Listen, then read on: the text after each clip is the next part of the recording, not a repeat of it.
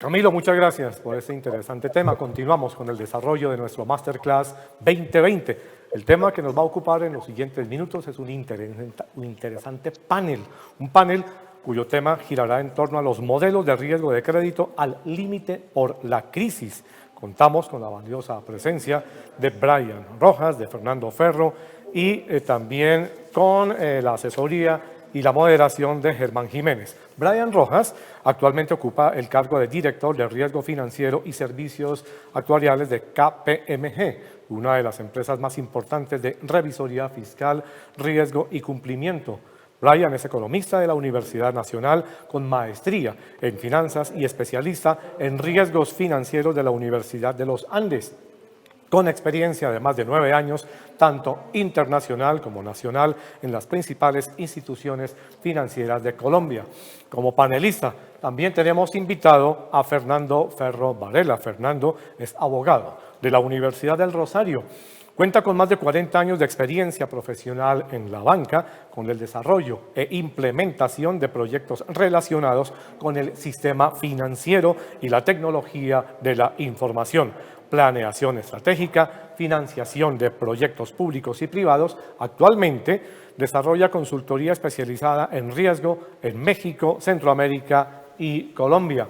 Nuestro moderador, como les comentaba, Germán Jiménez, quien nos va a acompañar, es gerente general de Total Insurance Management, es consultor de USAID, se desempeñó en el pasado como presidente de Garantías y Respaldo y gerente comercial de Asobancaria y Leasing. Vamos entonces a desarrollar este tema y le damos la bienvenida a nuestro moderador de este panel, Germán Jiménez. Bienvenido.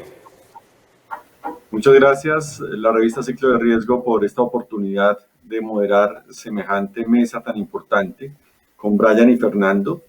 Entiendo que Fernando nos va a aportar alguna presentación sobre el contexto y bienvenidos, será muy grato compartir con ustedes este panel.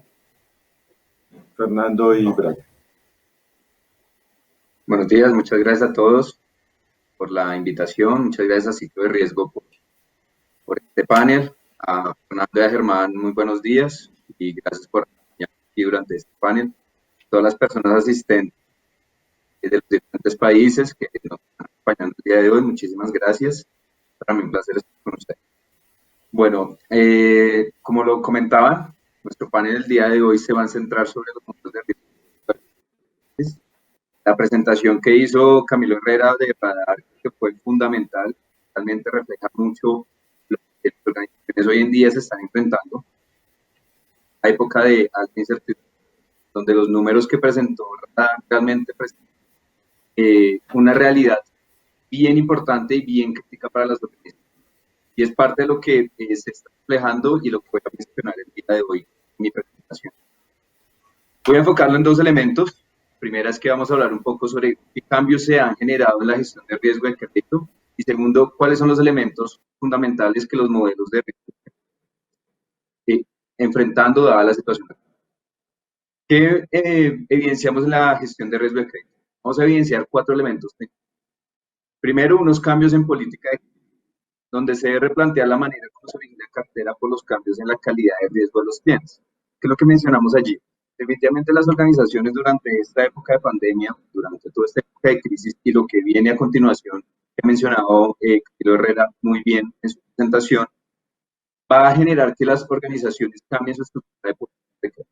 No se puede llegar a seguir manejando bajo un modelo de sistema de administración de riesgo de crédito pre-crisis, pre-COVID, sino que ahora vamos a tener que implementar una política de crédito post-COVID, donde realmente se replantea unas necesidades específicas y ajustadas a las necesidades de cada cliente. Vamos a tener unos cambios en productos. Efectivamente, las necesidades de los clientes han cambiado. El consumidor de hoy es diferente al pre-COVID, donde realmente los productos que debe ofrecer la banca y en general cualquier tipo de entidad financiera o no financiera que ofrezca condiciones de crédito a sus clientes, debe realizar un ajuste a estos productos, enfocándose en necesidades puntuales, por ejemplo, en este aumento de liquidez que tienen las organizaciones. Otro cambio que van a tener las organizaciones es el tema de monitoreo. Definitivamente, uno de los grandes impactos que voy a mencionar más a continuación adelante es el tema del monitoreo. Las organizaciones hoy en día están haciendo un monitoreo mucho más constante. Previamente uno hablaba de los comités de riesgo de crédito de monitoreos mensuales. En esta ocasión realmente estamos hablando de seguimientos semanales o incluso diarios, donde las organizaciones tienen que hacer un balanceo de cómo está su cartera diariamente. Y un cuarto elemento va a ser el tema de cobranza. Definitivamente la liquidez es una necesidad de las organizaciones, es una necesidad de los países, es una necesidad de la banca. Y el tema de cobranza definitivamente es uno de los elementos que debe ser optimizado. Diariamente se me consulta sobre cómo podemos llegar a optimizar mejor la cobranza y demás. Y definitivamente los esfuerzos de recuperación en estos momentos se están centrando en conocer las necesidades del cliente, en estar mucho más cercano a él, identificar cuáles son sus necesidades y cuáles son sus posibilidades también. Porque es el momento para que las organizaciones justamente logren una vinculación mucho más cercana al cliente. Ahorita lo mencionaba en la presentación anterior, de que las necesidades cambiaron y los medios de comunicación también han cambiado. Previamente se hacían solicitudes de crédito en las oficinas con cierto porcentaje de activación de solamente, digamos, algunos productos de manera virtual. En esta situación de pandemia esto cambió completamente, donde ya tenemos una posibilidad de contactar a los clientes a través de WhatsApp, de ofrecer solicitudes de crédito, de ofrecer planes de recuperación, planes de cobranza a través de medios digitales, y justamente estos procesos de cobranza van a generar cambios en los modelos, en las políticas, en los procedimientos y en cómo la entidad se conecta a este cliente. ¿Qué acciones nosotros recomendamos? Realmente va a depender del tipo de persona. Si estamos manejando cartera comercial, lo principal es conocer el cliente, ¿sí? Conocer, hacer un análisis profundo del crédito. Hacer pruebas de estrés definitivamente es uno de los elementos principales. La semana pasada el superintendente financiero hablaba sobre que se están realizando algunas pruebas de estrés sobre la banca, que son pruebas realmente bien atípicas bajo lo que eran los escenarios de años anteriores, donde él mencionaba, por ejemplo, que se estaban manejando pruebas de estrés de casi el 9% de caída del Producto Interno Bruto. De forma similar uno lo puede estar manejando para sus clientes en forma comercial, desde sus clientes comerciales, donde podemos preguntarle al cliente efectivamente cuáles son sus expectativas de flujo en este momento, durante un año, durante 2 años. Nuevas expectativas de recuperación, realmente tenemos que tener en cuenta cuáles son las expectativas de crecimiento del país, las variables macro que se mencionaron previamente en la reunión, en la presentación anterior, donde hablaban de desempleo alrededor del 20% para finales de este año, es una realidad y eso debemos contemplarlo en nuestras metodologías. Tenemos que también plantear esquemas de inversión y financiación, como lo mencionaba Beatriz en una de las consultas previas, mencionaba cómo las organizaciones hoy en día tienen que empezar a hablar de flujos diferentes, donde el plan de pago de amortización tradicional empieza a ser un plan de pago realmente a la medida y a las necesidades que puede llegar a cubrir el cliente en este momento. A la vez, como verificación de oportunidades y amenazas por sectores. Antes, en muchas organizaciones se manejaba un análisis comercial muy global, pero en esta ocasión ya tenemos que hacerlo muchísimo más sectorial, incluso llegando a subsectores por regiones, por localidades, donde realmente podamos llegar a identificar cuáles son los riesgos en este tipo de sectores. Aquí en Colombia tenemos claramente, y en Bogotá específicamente, tenemos una serie de políticas del gobierno local que hacen que se requiere incluso llegar a ese nivel de detalle, como por ejemplo lo que está sucediendo en la localidad de Kennedy, donde ese cierre epidemiológico pues genera unas nuevas acciones a tomar por la cartera comercial. Rebalanceo entre riesgo y exposición. Definitivamente las organizaciones tienen que empezar a pensar cómo reclasificar su apetito al riesgo. Previamente uno hablaba de apetito al riesgo a nivel general, de pronto algún nivel de cartera vencida alrededor, no sé, por ejemplo un 6%, pero hoy en día esa calificación debe llegar incluso a un nivel mucho más al detalle para poder realmente identificar cuál es el apetito que yo le puedo llegar a brindar a los clientes comerciales.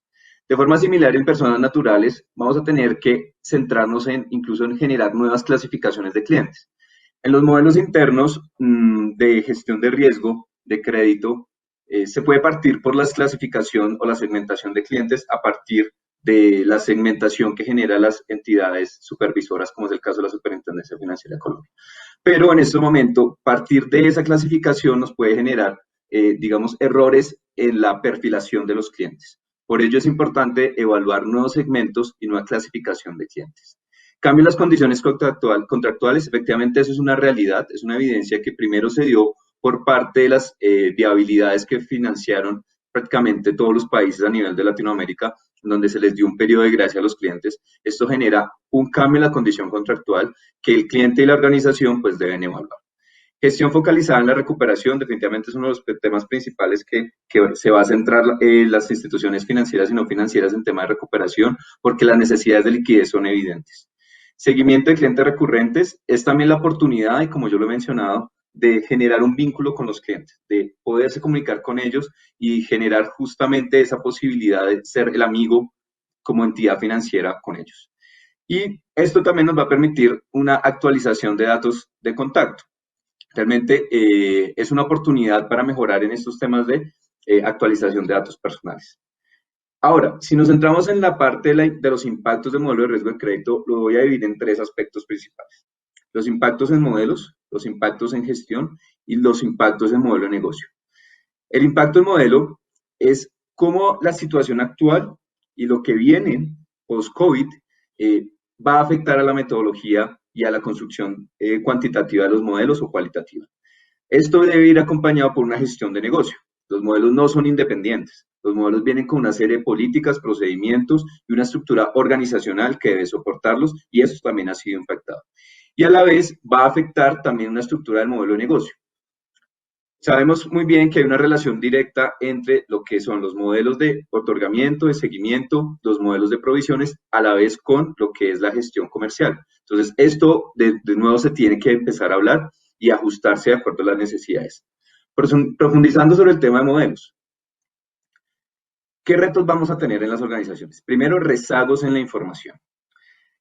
Camilo presentaba ahorita una serie de indicadores macro que están reflejando justamente tanto unos impactos negativos como los impactos que se van a dar posteriormente. En las organizaciones, ¿qué ocurre? En las organizaciones primero tenemos un rezago en la información que el cliente está presentando, un rezago en la información que el modelo puede llegar a capturar. Hasta ahora están empezando a verse evidencia de deterioro de algunos clientes, ¿sí? Es decir, efectivamente yo puedo llegar a hacer una parametrización de un modelo ahorita a junio con información realmente que me está llegando real de marzo o de abril, realmente donde no refleja la realidad actual. Entonces tenemos un rezago en información relevante que es un reto en las organizaciones para actualizar los modelos. Otro impacto, vamos a tener que construir nuevos modelos, eso es una realidad.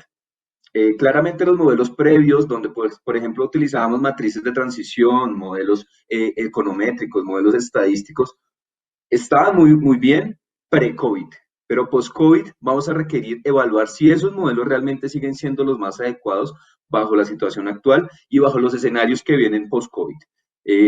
Como lo mencionaban previamente, estamos hablando de un proceso de recuperación hasta el 2022, es decir, que debo estar pensando en modelos que se ajusten a este periodo de largo plazo. Ajuste en backtesting y stress testing.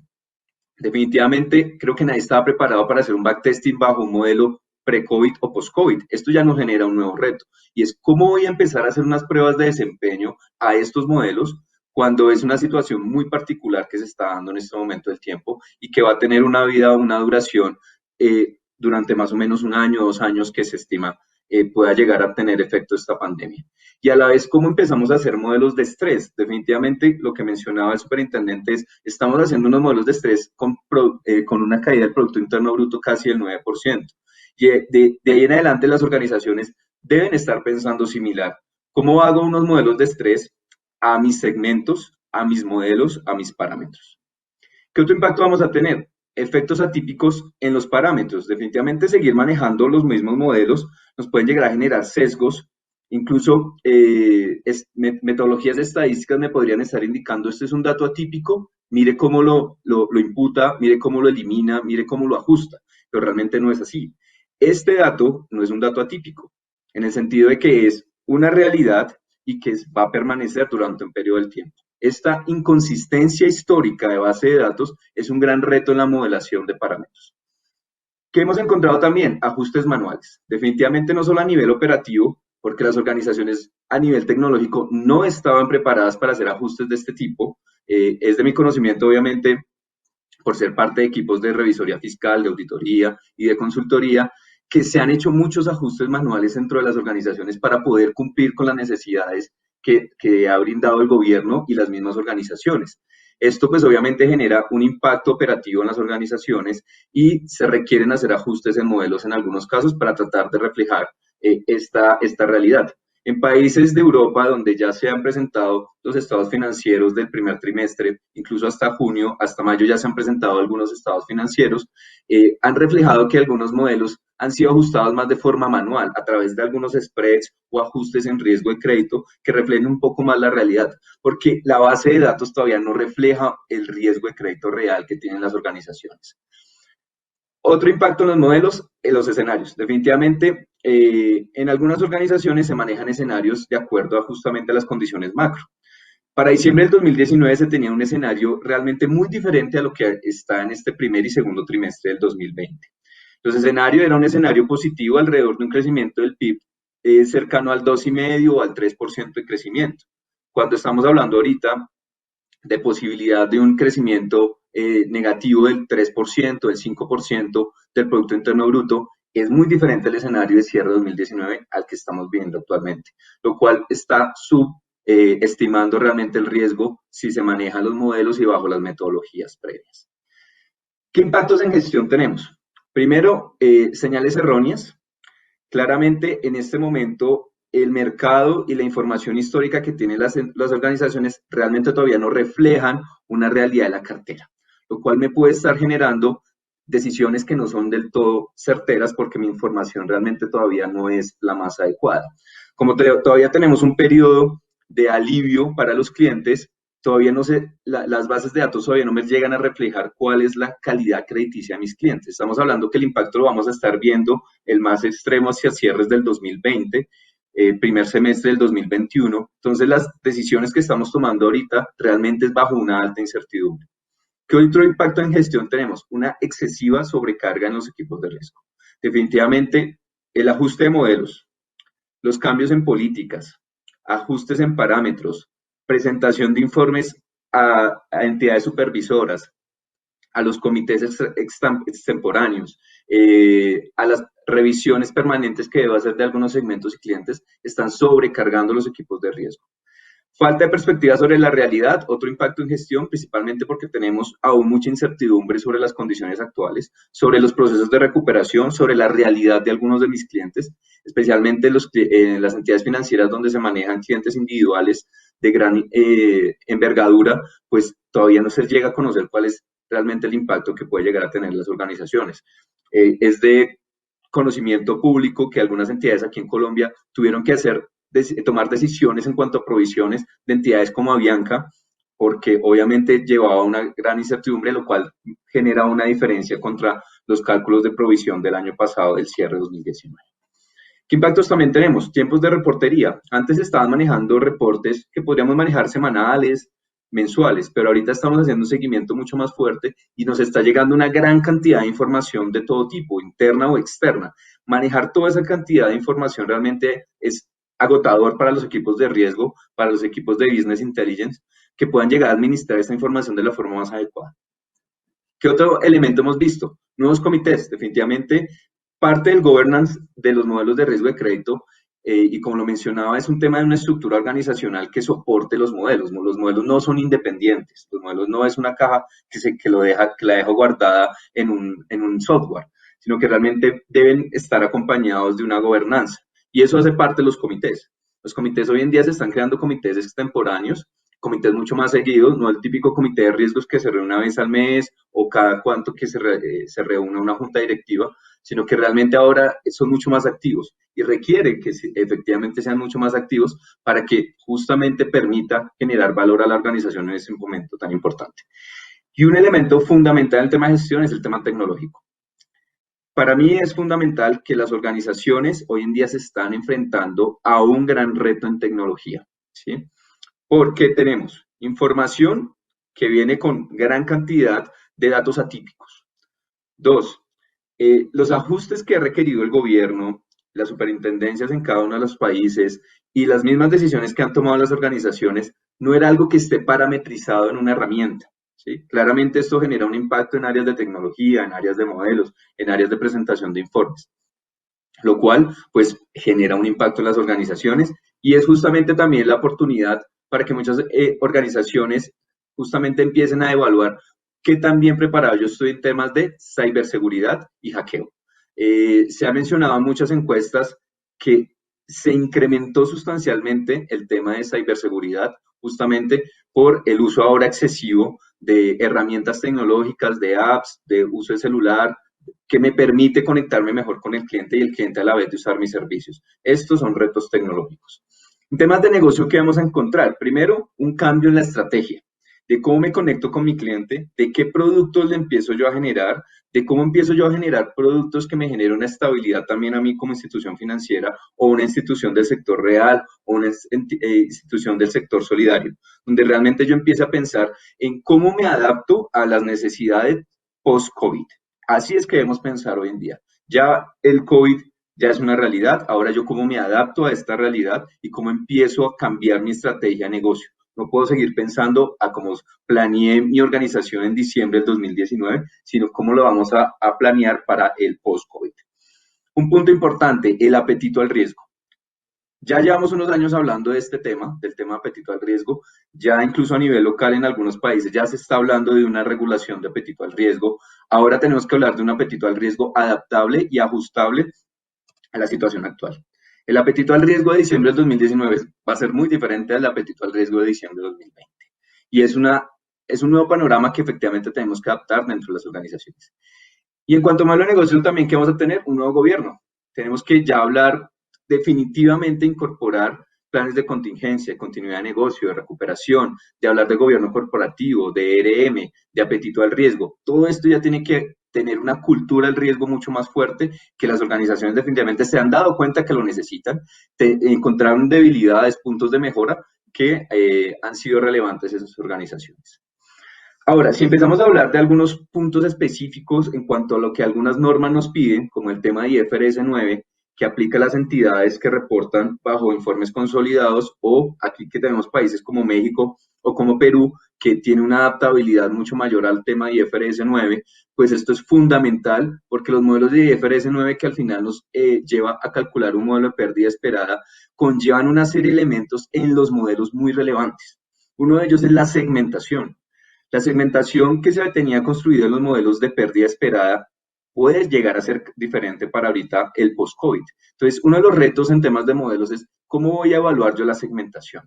¿Cómo voy a evaluar el punto de incumplimiento? La norma indica que puede ser mayor a 90 días, ¿sí? Pero ¿será que 90 días es adecuado para mis nuevos segmentos o mi nueva cartera? También vamos a tener una parte de los ajustes de las variables macroeconómicas. Las variables macroeconómicas construidas para diciembre del 2019 son muy diferentes a las que vamos a tener en este momento. Esto en algunas organizaciones no le tenían tanta relevancia sobre el tema de las variables macro, especialmente en lo que son cuentas por cobrar y lo que es inversiones. ¿Sí? En cuentas por cobrar, dada su estructura de corto plazo, las variables macroeconómicas generalmente no tenían gran relevancia, pero hoy en día claramente se refleja que el desempleo, el crecimiento económico puede llegar a afectar a mis clientes en cuentas por cobrar. La madurez, la vida de los créditos se extiende y yo tengo que hacer ajustes en las metodologías. Criterios de transferencia, los modelos de IFRS 9 lo dividen en 3 etapas. Etapa 1, etapa 2 y etapa 3, donde la etapa 1 son clientes de bajo riesgo, etapa 2, clientes con riesgo que incrementan su riesgo, créditos individualmente que también pueden llegar a deteriorarse, y la etapa 3 que están en incumplimiento. Los cambios que ha generado las superintendencias en cada país, donde se les da un plazo, me generan un choque con los modelos de IFRS 9, porque yo, por ejemplo, tenía clasificado que después de 30 días el cliente entraba a una etapa 2, pero ahora yo tengo un cambio legal que me indica que si el cliente pasó de 30 días no lo puedo pasar de etapa, ¿sí? Sino que debo mantenerlo en una etapa inicial. Esto me genera un impacto en la metodología. Las probabilidades de default van a cambiar, claramente, y debo reflejar una probabilidad real al point in time. Claramente, esto debe ser capturado en las metodologías, al igual que la pérdida del incumplimiento. Ahora debo evaluar nuevas tasas de recuperación, las tasas de recuperación ajustadas post-COVID. ¿Qué también vamos a tener? en los modelos de IFRS 9 y realmente en los modelos también internos de algunas organizaciones que no necesariamente son IFRS 9, se hacen análisis individuales. Esos análisis individuales donde yo debo evaluar las características propias de una operación o de un cliente muy representativo. Esto va a generar un impacto en los modelos, la crisis post-COVID, donde yo tengo que empezar a estudiar el cliente con mucho más detalle. Tengo que evaluar los nuevos flujos que el cliente me puede llegar a proveer. Por ejemplo, hay muchos clientes individuales en muchas organizaciones asociados al sector de construcción, al sector de turismo, de aeropuertos, de concesiones viales. En ese momento, las concesiones viales están presentando, obviamente, una caída en el flujo de ingresos y esos flujos de ingresos estaban asociados a sus créditos. Entonces, las organizaciones tienen que volver a evaluar justamente esos flujos esperados para ajustar las provisiones de estos clientes.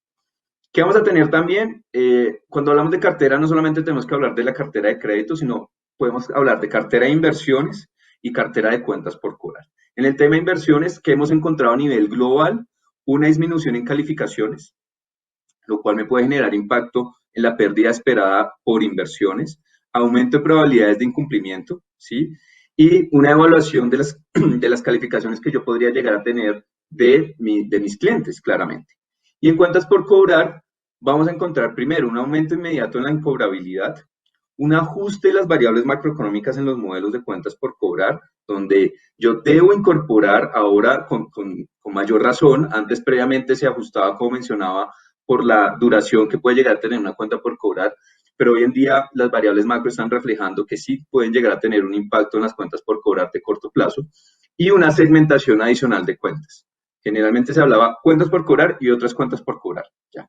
Pero ahora las cuentas por cobrar yo puedo empezar a evaluarlas por segmento, por tipo de clientes, por horizontes de tiempo. Entonces, estos elementos pueden llegar a ser muy relevantes al momento de evaluar el impacto del post-COVID. Calibraciones y ajustes, definitivamente vamos a tener muchos ajustes en los modelos. Se está planeando que los ajustes más importantes van a empezar este trimestre y van a llegar hasta el 2020. Las organizaciones se están empezando a adaptar a las necesidades de los modelos, ¿sí? Es decir, ajustes en bases de datos, ajustes en parámetros, ajustes en recalibración de algunos parámetros, pruebas de estrés, pruebas de backtesting. Vamos a tener que hacer un seguimiento intensivo al desempeño de los modelos durante más o menos 2 años, justamente como lo hablaba Camilo de Radar, donde decía hasta el 2022 vamos a seguir viendo efectos post-COVID. Y claramente esto va a afectar los modelos. ¿Cuánto va a ser la duración que va a tener ese spread COVID, que lo voy a llamar así, lo voy a denominar así, el spread de riesgo COVID? ¿Cuánto tiempo va a durar? ¿Va a durar 6 meses, dependiendo de mi cartera, 1 año, 2 años, en carteras de largo plazo como la hipotecaria? Justamente son los retos que las organizaciones hoy en día se están enfrentando. Evaluar dependencias entre modelos. Hoy en día tenemos que empezar a evaluar cómo los modelos y las probabilidades de incumplimiento se empiezan a mover de forma conjunta. Al igual que qué efecto contagio vamos a tener. Puede ser que tenga una cartera yo de consumo de tarjetas de crédito muy sana, pre-COVID, pero ahora bajo el COVID voy a empezar a evaluar justamente esas posibilidades de efectos de contagio entre diferentes carteras o entre la misma cartera. Definitivamente vamos a tener que mirar los números de una forma diferente. Hay que empezar a evaluar indicadores nuevos, ¿sí? Indicadores de seguimiento, también con mucha más frecuencia, especialmente en el 2020 hasta el primer semestre del 2021. Tengo que evaluar mis políticas de apetito y tolerancia al riesgo. Cuando uno revisaba los modelos de apetito al riesgo del año pasado, diciembre de 2019, encontraba indicadores de cartera vencida del 6%, 5%, 8%, dependiendo. Ahora para diciembre de 2020, ¿qué podríamos llegar a tener? Cartera vencida del 15, del 20% en algunos sectores. Esto es por mi parte. Doy la palabra entonces a Fernando, también va a complementar parte de nuestra presentación. Ahorita al final tendremos preguntas. Adelante, Germán. Bueno, Brian y Fernando, muchas gracias, Brian, por tus aportes. Creo que en tu presentación haces un planteamiento muy claro de los grandes retos que se enfrentarán los departamentos de riesgos, tanto del sector financiero como del sector real. Quisiera puntualizar con base en ese criterio de el reto de gestión de la cartera vencida y voy a usar las palabras que utilizó el superintendente financiero en una entrevista realizada de manera virtual por el periódico La República, donde él planteaba que podríamos llegar a tener carteras vencidas para el cierre de este año del 13% y que la cartera por riesgo pasara de unos cálculos del 9% al 23%. Esto claramente va a tener un efecto directo en los modelos de riesgo de cualquier tipo de entidad, bien sea financiera o del sector real, en sus modelamientos para el otorgamiento de las líneas de financiación a sus clientes. ¿Cómo podríamos atender este complejo escenario? Y me gustaría tener las palabras de Fernando, quien tuvo la gran experiencia de compartir los retos del año 99. En dicha crisis, yo recuerdo que en ese momento trabajaba como gerente de cuenta de una entidad financiera. Los comités de riesgo pasaron a ser casi ni siquiera diarios, sino que eran a las 8 de la mañana y a las 2 de la tarde habían comités permanentes de control de liquidez, de control de riesgo de crédito. ¿Cuál podría ser ese escenario que pueden enfrentar los diferentes líderes de las unidades de riesgo para asumir este gran reto, Fernando? Sí, buenos días a todos, muchas gracias. Agradecerle a Brian Rojas su presentación, a Germán Jiménez, a Beatriz Villa por la invitación y la oportunidad aquí. Pues hay un banquero que murió allí hace 2 días, muy importante para Colombia, que duró muchos años en el Banco de Bogotá, pero expreso mi condolencia a todos los cercanos a él, banqueros y amigos, Juan María Robledo, que participó muchísimo en estas situaciones críticas y precisamente murió frente a un computador en esos comités resolviendo problemas, es lo que me han informado, tal como Germán lo está expresando. Entonces, mi sentido de condolencia a todos los miembros del Banco de Bogotá y a su familia. Y también quiero dar algunas opiniones con relación a la pregunta. De algunos de mis clientes que me han llamado, tanto aquí en México como en Honduras y en Colombia, lo que estamos haciendo en este momento es estar muy cerca del deudor. Hay nuevos datos, esa nueva relación de banco-empresa, la cercanía. Hay unas dificultades en este momento, que no citas físicas, hay que estar pues de alguna utilizando herramientas virtuales y utilizando otro tipo de herramientas. Sin duda, las cargas de trabajo se están trastornando en las organizaciones, los comités ya tanto de colocación de cartera, se dirigen las fuerzas más de crédito y de cobros y ayudados por la gente. Dentro de los comentarios y la excelente presentación de Brian, porque nos da un contexto general de todos los puntos que puede tomar un banquero, yo me voy a concentrar en lo que estamos haciendo en este momento ya post-COVID, porque vino una primera ola y la segunda ola viene ahora. No la segunda ola de un tema que Dios no lo quiera, sino que la primera reacción de dar alivios, de dar extensiones de crédito inmediatas en forma medio masiva, que se empiezan ahora, en junio, julio. Entonces las preguntas que me están llegando a mí para revisar las nuevas políticas de crédito es ¿qué vamos a hacer? Entonces, entre todos los comités, lo más importante es intentar volver a la banca de a uno. Antes de COVID, los bancos estaban preparando para dar soluciones de a uno, el banco de a uno, y ayudado también por la digitalización del manejo del efectivo, o sea, por la eliminación del billete físico y la generación de un tracking del efectivo. Esas dos grandes tecnologías se van a acelerar en esta época de post-COVID. Yo creo que los bancos tienen que llegar a ser esa banca de a uno, de dar soluciones caso por caso y no hacer extensiones masivas como se hizo ante el primer impacto de la ola que vino a romper los sistemas de administración de riesgos. Yo siempre en las diferentes exposiciones que he hecho, cuando trabajo como consultor, hablo que los sistemas de administración de riesgos a los cuales pertenecen los modelos de crédito son como los rompeolas cuando vienen las olas de cartera. En este caso vino un tsunami que pasó la barrera un poco y llegó antes de la playa. Los bancos en Colombia estaban preparados para eso y tienen suficiente solidez y capacidad para sacar esa agua que estaba inundándonos de reservas otra vez al mar. Pero si viene una nueva ola ahorita en junio y agosto, vamos a tener dificultades. ¿Qué hacer? Entonces, ya Brian se refirió a ello. Hay que microsegmentar más. No podemos enfocarnos en la segmentación normal.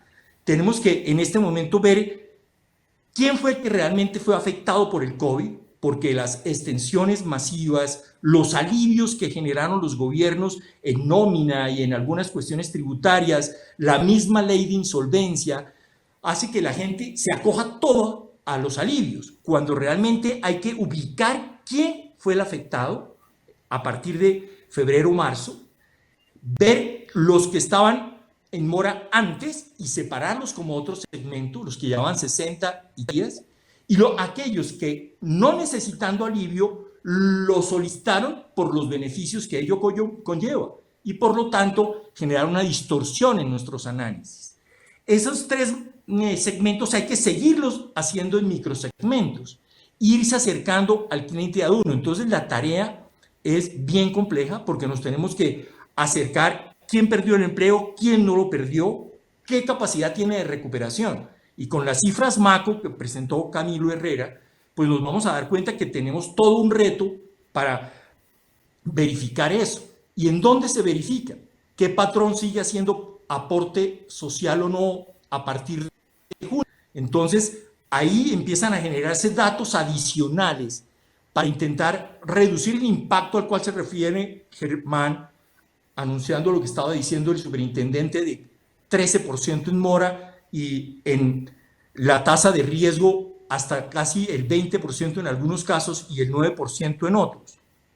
Entonces, obviamente hay que ubicar esos segmentos, dividirlos y establecer la capacidad financiera nueva en este nuevo mundo post-COVID.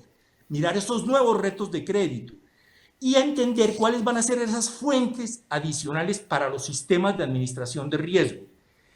El modelo hace una parte del sistema de administración de riesgo y por supuesto Brian lo dijo, esto no puede ser una cuestión solo del modelo, tiene que haber el área de negocio, el área de cobranzas, el área estratégica del banco se tiene que volcar hacia el cliente, mirar cómo está con el apoyo obviamente de los sectoriales y del país en las variables macro y ver qué sector tiene la cadena productiva interrumpida y qué sector no tiene la cadena productiva interrumpida.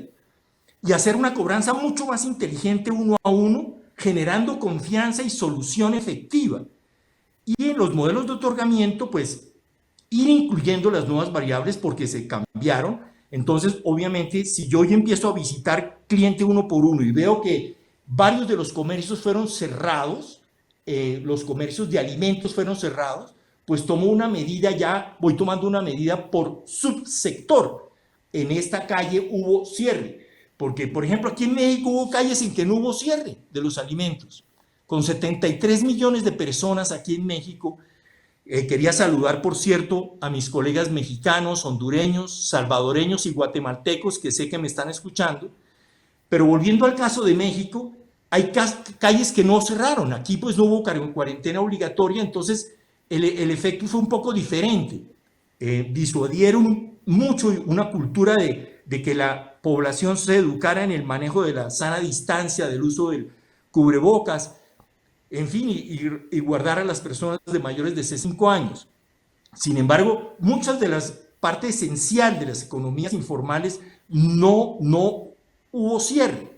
Entonces, ahí, por ejemplo, en el trabajo de las microempresas acá, el seguimiento a las microempresas que están en la gran urbe mexicana, pues hay que seguirlo haciendo e intentando dividir en quién cerró, quién no cerró.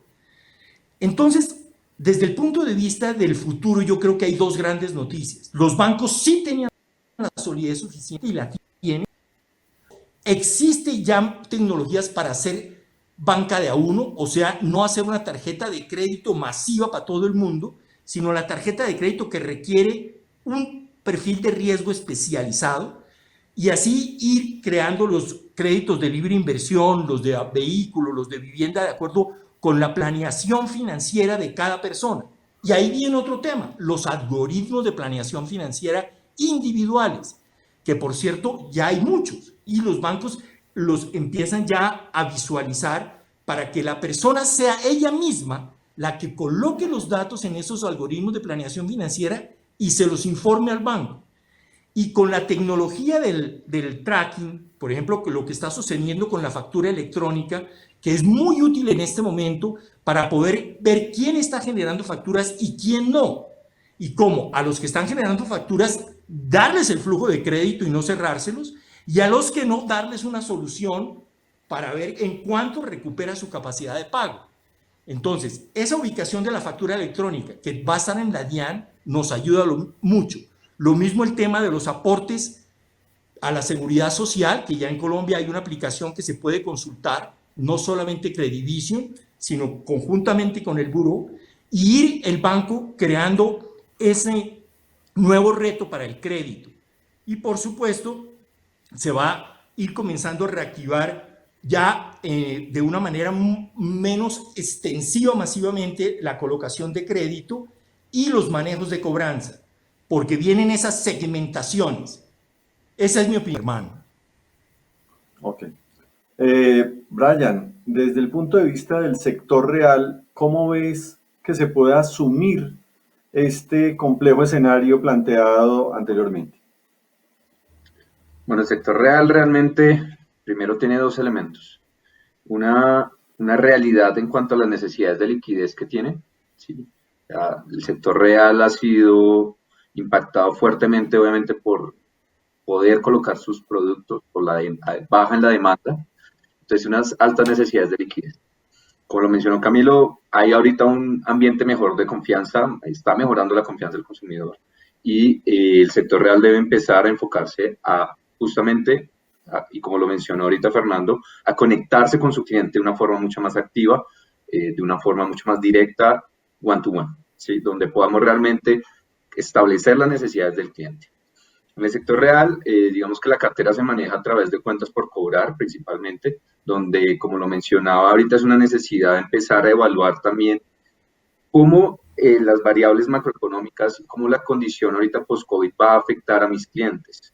¿Sí? Si yo soy del sector real, por ejemplo, de construcción, cómo ahora voy a empezar a comunicarme con mis clientes que me compraron viviendas a planos, por ejemplo, y si van a tener las necesidades o van a tener la oportunidad de seguirme pagando de una forma correcta o no. Entonces, el sector real realmente tiene que empezar a pensar en una necesidad uno a uno, en conectarse con su cliente y en ver cómo a través del proceso de cobranza y de gestión de cartera va supliendo su necesidad de liquidez. Eso es fundamental para ellos. Ok. Gracias, Brian. Aportando otra inquietud permanente que existe, y es, ante la situación actual, el gran reto de los vicepresidentes de riesgos es preservar los índices de solvencia requeridos por el regulador.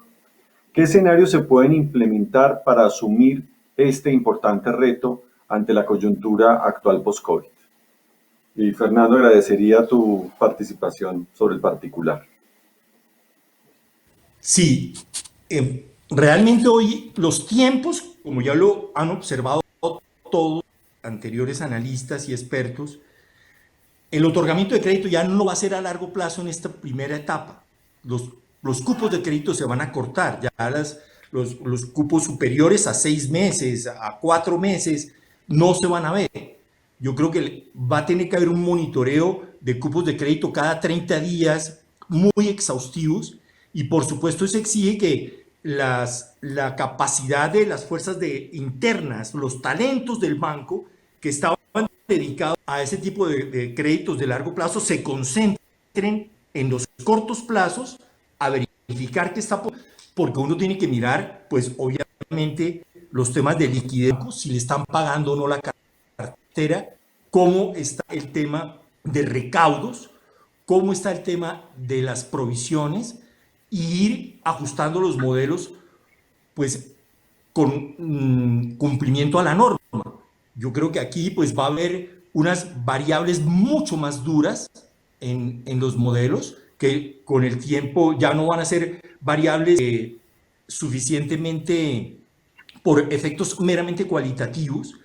La parte cualitativa se va a mantener un poco por el tema de la cultura moral histórica de pago que haya tenido un deudor, pero ante el impacto, pues se van a exigir variables más duras por sector, por subsector, y por la verificación del mismo deudor con el banco de cómo está su capacidad financiera. Por lo tanto, los comités de crédito, perdón, de riesgo sobre todo, van a requerir un apoyo de la gente de crédito y de la gente comercial permanente, como está sucediendo hoy en día. Y con estas herramientas digitales de reuniones, la gente tiene que ver cómo al mismo tiempo permite que sus fuerzas comerciales están cerca del deudor, para que los aportes que pueden dar los señores del buró en los diferentes países se tienen que complementar, porque ya no son suficientes en estos primeros momentos. Ya lo indiqué. Por lo tanto, las relaciones de solvencia se van a incrementar y se van a endurecer esas exigencias. En corto plazo esperemos que así sea, y que una vez se vayan normalizando la economía, se puedan ir estableciendo ya sistemas para crear reservas adecuadas a la situación. Yo aprendí una cosa muy interesante en Colombia, en las épocas de la guerrilla, en las épocas de los bloqueos de carreteras, en las épocas de los grandes daños por cambios climáticos. Había poblaciones que quedaban aisladas completamente durante varios meses. Pero yo no sé, los campesinos de la región y el mismo tendero tenía como una reserva de liquidez para esos momentos. Ahora, cuando me consultan algo de Bogotá, veo que empresas muy prestigiosas no tenían esas reservas en caso de que no podían vender un mes. Esos planes de continuidad que a la gente de riesgos a veces nos llaman como si estuviéramos en la película un día después, y nos dicen, sí, está muy bonita la película, a veces no nos ponían suficiente atención. Ahora, con este tema, sí les vamos a exigir no solamente al banco, sino al sector real, como lo estaba diciendo Brian, que haga sus planes de continuidad, que incluyan esas reservas de liquidez para épocas de no venta, porque nadie se iba a imaginar que empresas tan poderosas en Bogotá o en Cartagena, aquí en México, dejaran de vender un mes, dejaran de vender 2 meses, dejaran de vender 3 meses. Entonces, por supuesto, hay que ver qué herramientas del futuro nos deja esto. Hay unos libros en riesgo que ya hablaban del cisne negro, el cisne negro. Se supone que todos los cisnes eran blancos y que de pronto aparecía un cisne negro.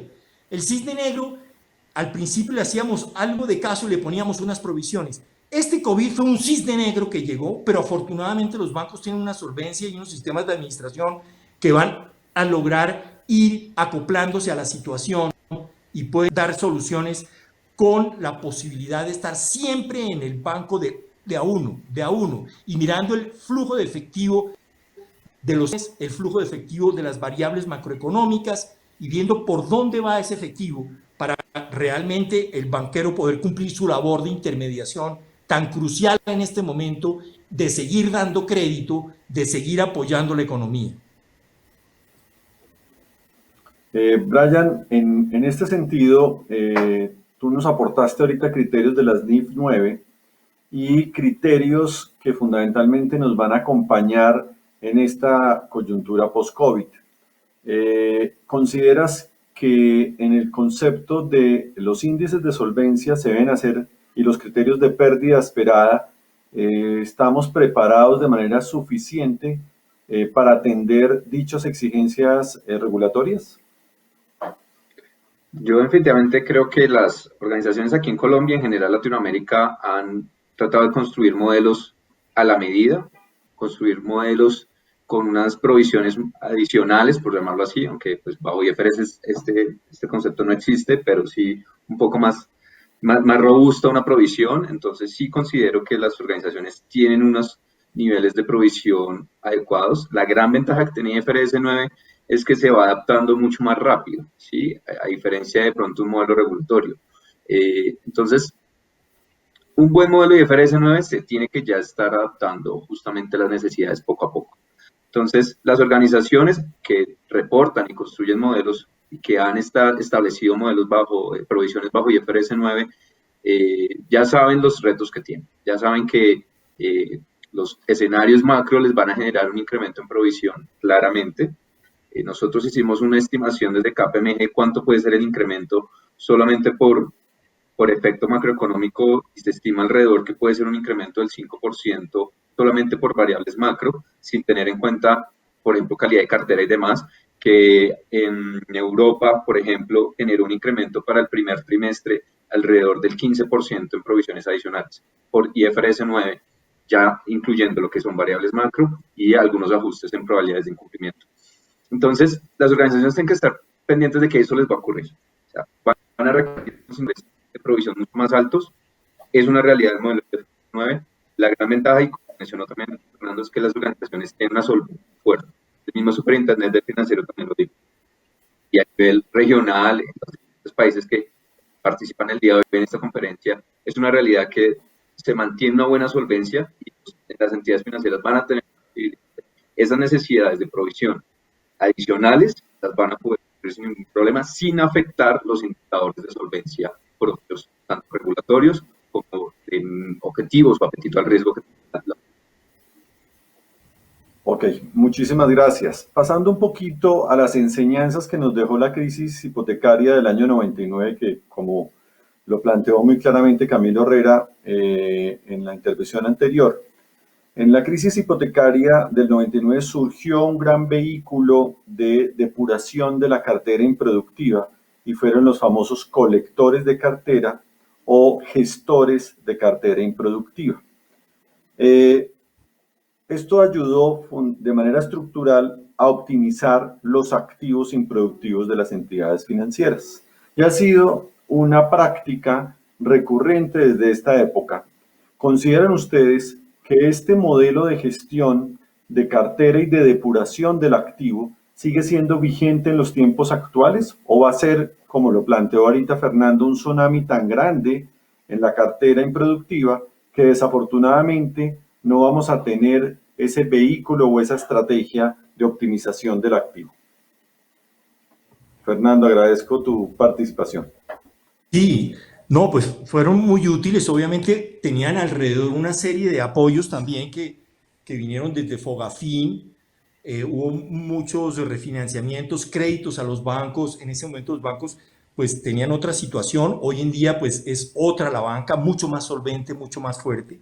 Y volviendo a lo del concepto de banca de a uno, si el banco tiene la información, pues volver a crear unos colectores de ventas de cartera puede ser, no es que yo niegue ese aspecto, pero sí las soluciones se pueden ir generando en la misma organización para ir de acuerdo con el momento de recuperación de la economía, porque si yo mando a un colector a una persona que realmente en muy poco tiempo se va a recuperar, pues no creo, voy a perder un cliente que lo tengo activo y lo introduzco dentro de un modelo que de pronto no sea apto para él. Entonces, por supuesto, en la segmentación de los clientes que tengan la capacidad del mismo banco de darles una solución en el plazo que requieran para recuperar sus capacidades de pago, para recuperar sus flujos de caja. Entonces, se puede crear dentro de la misma organización diferentes áreas para manejar esos tipos de subsegmentos de forma mucho más especializada, porque son los mismos funcionarios del banco los que conocen a sus clientes y son los que tienen esa confianza. Y es más, en el momento en que se recupere esa capacidad financiera, el cliente se va a sentir agradecido con la organización y con el sistema financiero de que le dieron un verdadero extensión de su crédito de acuerdo a sus necesidades. Y el que no lo necesitaba, pues va a tener nuevos flujos de caja, nuevos flujos de crédito, acorde con su sector y de acuerdo con la reactivación de la economía. Hoy en este momento hay que reinventar la nueva forma de trabajar con estos sistemas electrónicos. Hay que ver qué con soluciones financieras por tipo de dificultad se pueden generar. Va a haber nuevos productos en los bancos, como lo dijo Brian, y la capacidad de superar dificultades con la digitalización de las competencias empresariales. Todas esas competencias se están cambiando y tanto las fuerzas de trabajo de los bancos, el talento de los bancos tiene que irse ajustando a esas nuevas formas. La verdad, los banqueros requieren de mucha experiencia, de muchos años, de entender la crisis hipotecaria del 98-99, de entender lo que pasó con todo el tema cambiario en el año 2008, lo que pasó antes también. Entonces, personas que tienen toda esa información, tienen la capacidad de crear y reinventar soluciones a sus clientes. Y yo creo que se pueden dar esas soluciones dentro de la estructura que hoy tienen las organizaciones financieras en Colombia. Brian, en tal sentido, ¿consideras que esta estrategia y otras, hemos hablado mucho de la microsegmentación, de buscar al afectado, de cambiar el molde que teníamos, que era un molde mucho más de gestión masiva, a un molde de gestión particular por segmentos, subsegmentos, sectores económicos, regiones? ¿Consideras qué variables aportarían a esa microsegmentación de manera estructural para poder impactar los diferentes modelos que deben responder a criterios de carácter crediticio, operacional, de mercado, de liquidez, y cómo refinarlos ante las exigencias regulatorias y a permitir aterrizar todos esos espectros que existían de manera permanente a la coyuntura actual, y entendiendo que si a esos modelos se le han hecho pruebas de estrés, como planteabas ahorita, y al mismo cisne negro que planteaba Fernando, cómo se puede básicamente aterrizar toda esta complejidad ante la incertidumbre y ante un escenario que no solamente es excluyente a Colombia, sino que es global y que determina una serie de criterios que debemos ajustar de manera particular. Bueno, la pregunta es como para otra presentación, que es bastante amplia. No, creo que Fernando, cuando le hiciste la primera pregunta, mencionó una serie de variables muy relevantes que efectivamente a nivel sectorial son fundamentales para tener en cuenta. Definitivamente, ahorita es una modelación diferente, una modelación por sector, por subsector, por segmento, subsegmento. Eso es fundamental y creo que las organizaciones así lo han entendido también muy bien, de que debo empezar a segregar de una mejor forma las necesidades de mis clientes, las metodologías y los modelos que tengo que construir. ¿Qué información adicional vamos a tener? Pues obviamente hay que empezar a construir nuevos indicadores, nuevas variables macro que también los pueda yo adaptar a mis modelos. Es decir, empezar a utilizar información de indicadores de cartera vencida por sector, por subsector, por segmento, por subsegmento, al igual que las variables macro de desempleo sectorial, de desempleo regional, que me puedan brindar esa información adicional a las necesidades propias de los modelos y que me permita adaptar justamente esta necesidad post-COVID a las necesidades de la metodología y del modelo propio para que se adapte a ese segmento, a ese sector o a ese subsector como tal. Obviamente esto a nivel de requerimiento regulatorio y a nivel de los requerimientos de los modelos internos es un gran reto para las organizaciones. Aquí creo que lo hemos mencionado mucho, y es lo que se viene y lo que se viene para las organizaciones en términos de construcción de modelos, de adaptabilidad de los mismos a las necesidades post-COVID, no es fácil. En el sentido de que van a tener retos tecnológicos, retos de información. La misma pregunta que tú me haces es, realmente, ¿qué información podemos empezar a utilizar? Pues es gran parte del reto de las empresas empezar a mirar cuáles son mis sectores más importantes, cuáles son mis clientes más importantes, y yo cómo empiezo a adaptar esa información que puedo llegar a tener sectorial a mis modelos. Entonces, ahí es una gran oportunidad también para las organizaciones para mejorar en su gestión de riesgos, en su gestión de cobranza, en su gestión de recuperabilidad, en su gestión de construcción de los modelos de originación, de los modelos de seguimiento, de los modelos de calificación a las necesidades actuales, a un segmento de cliente particular y demás. Entonces es conocer mucho mejor el sector, es conocer mucho mejor el segmento, es empezar a adaptar esas variables macro más relevantes. Tampoco aquí el objetivo es empezar a construir modelos con 100 variables macroeconómicas, a ver cuál empieza a pegarle y entonces empiezo a utilizar métodos o algoritmos que me permitan seleccionar variables de forma automática. No, creo que no es el momento de hacer ese tipo de metodologías y modelos de meter variables por meter a ver qué sale.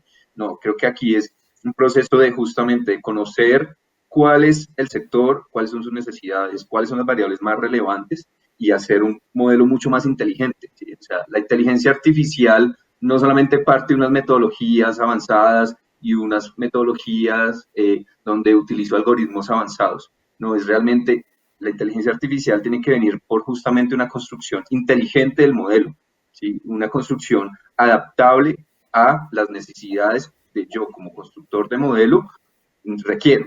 ¿Y qué requiero ahorita? Reflejar un riesgo real, cumplir unos requerimientos normativos y que efectivamente también me permita reflejar el riesgo propio de ese segmento. Entonces, eso es fundamental ahorita para la construcción de modelos. Ok. Germán. Sí, Fernando. Sí, quería dale, también Fernando. complementar el tema con relación a la importancia de que en Colombia se genere empleo. Es muy importante que los bancos ayudemos a generar ese empleo también. Porque si vamos a perder empleo, pues toca reactivar muchísimo la generación del empleo. Y para eso, pues ya, tanto a nivel de gobierno están con esa preocupación totalmente dedicados a ello, pero las agremiaciones, ANIF en especial, también está, y todos los gremios, viendo cómo recuperan el empleo. Lo que dijo Camilo Herrero sobre el uso de la mercancía local, nacional, pues yo no creo que sea por solo temor a que venga de China, o que venga de Italia, o que venga de Estados Unidos. Yo creo que se va a generar realmente también unos cambios macroeconómicos en ese sentido, de que la gente va a empezar a producir más y a consumir más producto nacional. Aquí en México, por ejemplo, antes del COVID, los mexicanos están acostumbrados a tomar su tequila, toman el vino mexicano aunque sea más costoso, pagan la comida típica aunque el chile de tal región valga más. Y así me lo pueden acreditar mis colegas mexicanos. En Colombia se va a generar un fenómeno igual, y yo creo que es importante motivar eso, a que consumamos nacional, que hagamos mucho más por nuestro país en ese sentido, que tenemos mucho por hacer. Y creo que se van a venir convenios grandes, porque no es solamente de cerrar el país y acabar con la globalización, yo no estoy hablando de eso. Yo creo que puede haber acuerdos de precios, porque obviamente competir con la estructura y la tecnología china en hacer cuestiones de tecnología, por ejemplo, es muy complejo.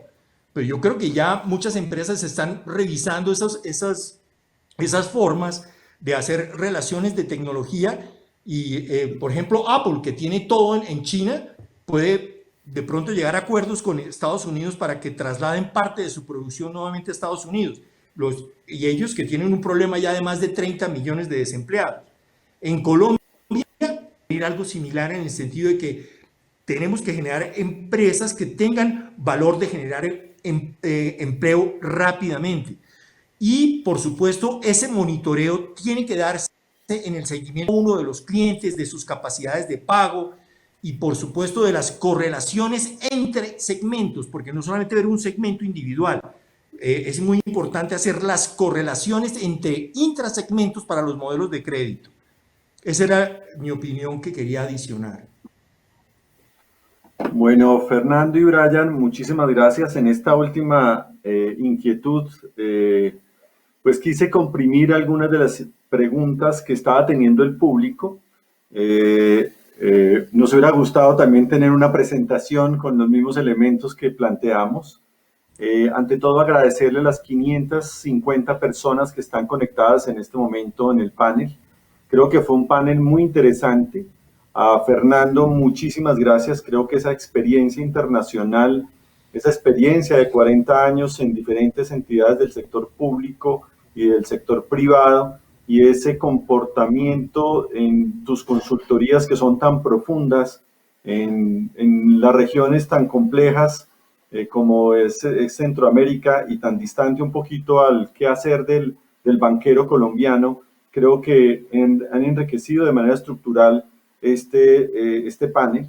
A Brian, muchas gracias, porque creo que ese abrebocas fue profundo, fue muy técnico, y creo que aportó y agregó mucho valor a estas 550 personas. Creo que cuando uno participa en este tipo de eventos, lo que uno está ávido de conocimiento, ávido de información, y la óptica de una empresa como KPMG ayuda mucho porque tiene una visión. Yo ahorita voy a usar una expresión que no sé si te parece adecuada, pero a veces ayuda, que es una visión muy de dron, muy ver las cosas por encima, sin comprometerse en el qué hacer, pero ese qué hacer también termina muy involucrado por esas experiencias y esos aprendizajes particulares que nos aportaste. Muchas gracias. Sí, Germán, muchas gracias, y a Fernando por compartir con nosotros, y a todas las personas de todos los países y sectores y organizaciones que están aquí. Muchísimas gracias por asistir a este evento.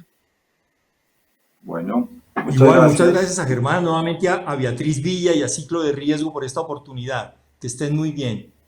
Bueno, muy bien, muchas gracias a ustedes, claro que sí, a Brian Rojas, a Fernando Ferro y a nuestro moderador Germán Jiménez por su valiosa colaboración. Vamos a hacer una pausa.